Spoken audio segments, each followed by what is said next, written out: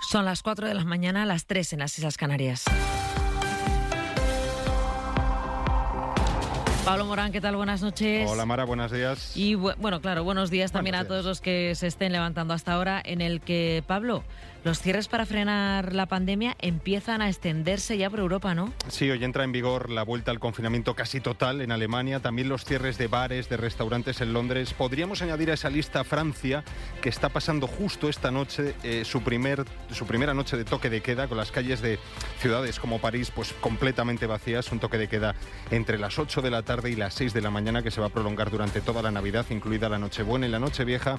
Y con este escenario, Mara, y también la presión... Perdón, de 8 de la tarde a 6 de la mañana, también en Nochebuena y Nochevieja en París, todo días, cerrado. Todo cerrado durante todas las fiestas de Navidad desde esta noche. Acaban de terminar el confinamiento y ha entrado en vigor este toque de queda que se va a prolongar, como digo, todas las fiestas. Decía que con este escenario y la presión que representa la vacunación en marcha en Estados Unidos y Reino Unido, pues Europa ha pisado el acelerador para poder comenzar a administrar las primeras dosis contra el coronavirus incluso antes de que acabe este año. Eso será posible si la Agencia Europea del Medicamento autoriza, como está previsto, la vacuna de Pfizer el próximo lunes, es decir, una semana antes de lo que tenían previsto la Agencia Europea. No han adelantado esa reunión una semana. Y si es así, si autorizan el próximo lunes ya la administración de la vacuna, pues España va a adaptar su calendario. Lo apuntaba este martes la portavoz María Jesús Montero. Si se produce una anticipación de la aprobación de la vacuna por parte de las autoridades europeas, se podrá acomodar el calendario español a esa situación. Eso es precisamente lo que va a negociar hoy Sanidad con las comunidades autónomas en un consejo interterritorial en el que también se van a revisar las restricciones de Navidad ante el repunte de contagios que estamos experimentando estos días en España. La incidencia del virus se acerca a los 200 casos por cada 100.000 habitantes y apenas un 10% de la población ha pasado el virus. Esa es la principal conclusión, el principal dato de la última entrega del estudio de seroprevalencia, que sí aporta como novedad la identificación de colectivos vulnerables, los que deberían recibir la vacuna antes por ser los más expuestos. Ya sabíamos que los sanitarios eran uno de esos colectivos prioritarios para recibir la vacuna, pero anoche, en Hora 25, María Pollán, una de las responsables de este estudio, apuntaba también a otros grupos. Estas mujeres, casi todos ellos son mujeres que hacen tareas que son esenciales y a las que hay que proteger más. Hay más personas inmigrantes haciendo labores como por ejemplo de limpieza y de cuidado, y por otro lado hay personas inmigrantes que están viviendo en condiciones pues más que favorecen la transmisión. Bueno, de todo esto Pablo dará cuenta Pedro Sánchez este miércoles en el Congreso.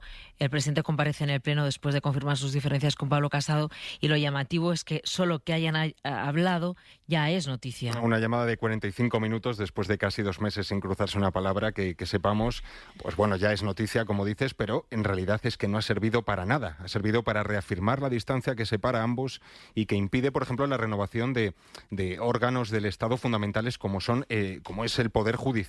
Poco después, de hecho, de hacerse pública esa charla, Teodoro García Gea ha acusado a Sánchez de querer manejar a su antojo ese órgano de gobierno de los jueces. Bueno, en todo caso, los choques o las diferencias más sonadas siguen siendo los que emergen dentro del propio gobierno en torno a las medidas sociales de la coalición. Diferencias, por ejemplo, sobre el contenido del decreto de los desahucios, que sigue sin llegar, diferencias en torno a la reforma de las pensiones o sobre la revalorización del salario mínimo interprofesional que Trabajo ha comenzado a negociar con los agentes sociales. Estamos hablando de un incremento estimado de la productividad entre el 1,5 y el 2,5. Por lo tanto, en ese cuadro macroeconómico, una posición que no sea la de congelación del salario mínimo es esencial. Toda esa voluntad y todos esos compromisos siguen totalmente vigentes.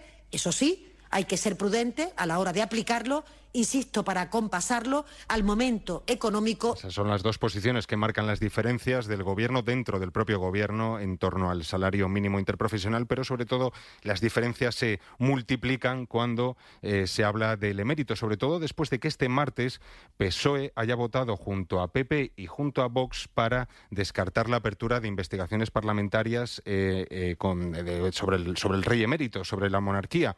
Una de ellas que había solicitado precisamente Podemos. Consideramos que el Parlamento tiene unas funciones que están perfectamente tasadas en la Constitución y entre esas funciones no está la de controlar a la jefatura del Estado. Que nos hemos quedado azorados, estupefactos, porque prácticamente no ha habido debate y por lo tanto es fundamentalmente una negativa política. Estas son las posiciones que marcaba Rafa Simanca, socialista, y Gerardo Pisarello, del grupo de Podemos. El rey Felipe VI, por cierto, reaparece hoy en un acto con las víctimas del terrorismo, pues eso, apenas una semana de que todos escuchemos su mensaje de Nochebuena, marcado por todas estas polémicas relacionadas con su padre. Bueno, pues seguro que esta reaparición es una de las imágenes de este día, pero en Estados Unidos, Pablo, solamente queda Trump por reconocer ya la derrota. Sí, ayer ya os contábamos que el colegio electoral ya había reconfirmado la victoria de Joe Biden en las elecciones de hace un mes. Bueno, pues justo después de ese reconocimiento, estas son las palabras que ha dedicado el líder de los republicanos en el Senado al ganador de las elecciones, que no es otro que Joe Biden, por mucho que lo intente desmentir Donald Trump. Muchos de nosotros esperábamos que el resultado de las elecciones presidenciales hubiese sido diferente, pero el colegio electoral ha hablado, así que quiero felicitar al presidente electo, Joe Biden. El líder de los republicanos en el Senado, pues eso, prácticamente solo queda Donald Trump por reconocer su derrota. Bueno, van aclarándose algunas cosas de cara al final de año, ¿eh? Así que, bueno, no es mala noticia esta. 15 días nos quedan, a ver qué pasa. Pablo Umbara, nos escuchamos mañana, ya hoy, a partir de las 6 en el Hoy por Hoy con Nánchez Barceló.